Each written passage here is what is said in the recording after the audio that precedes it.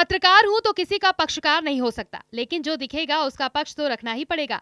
सच मानिए, मौजूदा दौर में अरविंद केजरीवाल की सियासत का वाकई कोई जवाब नहीं। शरद पवार भले ही कभी सियासत के चाणक्य रहे होंगे और अमित शाह भले ही आज के चाणक्य माने जाते हों, लेकिन दिल्ली की सियासत में केजरीवाल चाणक्य भी और चंद्रगुप्त भी। और हाँ, सियासत में टाइमिंग सबसे अहम चीज, और केजरीवाल की टाइमिंग तो लाजवाब है। भ्रष्टाचार के आरोपों से घिरे हुए हैं, लेकिन कब कौन सा मोहरा कहां और कैसे चलना है, कोई केजरीवाल से सीखे। और बेशक राहुल गांधी को तो कुछ दिन केजरीवाल के साथ बिताने चाहिए कि सियासत कैसे की जाती है। दोस्तों, राहुल गांधी और तमाम वो पार्टियां जो दशकों और सालों से बाबा साहेब भीमराव अम्बेडकर के नाम पर राजनीति करती आ रही हैं, वो सिर्फ योजना बनाती रह गई। और केजरीवाल ने बिना देर किए दिल्ली में बाबा साहेब भीमराव अम्बेडकर के नाम पर दलित युवाओं के लिए ऐसा दांव चल दिया, जिसके बाद दिल्ली में अब हाथ ही मलता रह गया और कमल कल्पना में ही खोया रहेगा।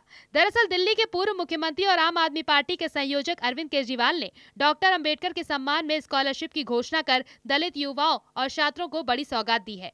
इस दौरान केजरीवाल ने कहा कि कोई भी दिल्लीवासी दलित समाज का स्टूडेंट विदेशी में पढ़ाई करना चाहता हो तो उसे दिल्ली की आम आदमी पार्टी की सरकार पूरा सहयोग करेगी। यहाँ ये बात भी गौर करने वाली है कि अरविंद केजरीवाल ने जब इस योजना की घोषणा की तो दिल्ली की मुख्यमंत्री आतिशी भी वहाँ मौजूद थी, लेकिन इस योजना का ऐलान केजरीवाल ने ही किया। वैसे आपको बता दें कि केजरीवाल पहले से ये ऐलान कर चुके थे कि अगर आम आदमी पार्टी जीतती है तो वो ही मुख्यमंत्री बनेंगे, यानी इसमें कोई इफ और बट नहीं है। वैसे जिस तरह केजरीवाल की सियासत का कोई जवाब नहीं, ठीक उस तरह उनकी खांसी भी लाजवाब है और चुनाव आते ही वो आने ही लगती है।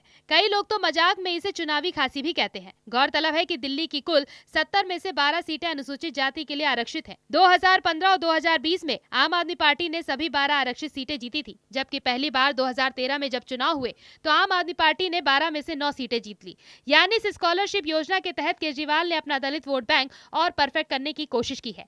वैसे भी केजरीवाल ने दिल्ली में मुफ्तखोरी की योजना, मसलन महिला सम्मान, संजीवनी योजना और अब दलित स्टूडेंट के लिए डॉक्टर अंबेडकर के नाम पर स्कॉलरशिप जैसी योजनाओं की घोषणा की छड़ी लगा दी है। और अभी उनके पिटारे में और भी बहुत कुछ होगा, जबकि दूसरी तरफ कांग्रेस और बीजेपी की रणनीति फिलहाल समझ से परे है।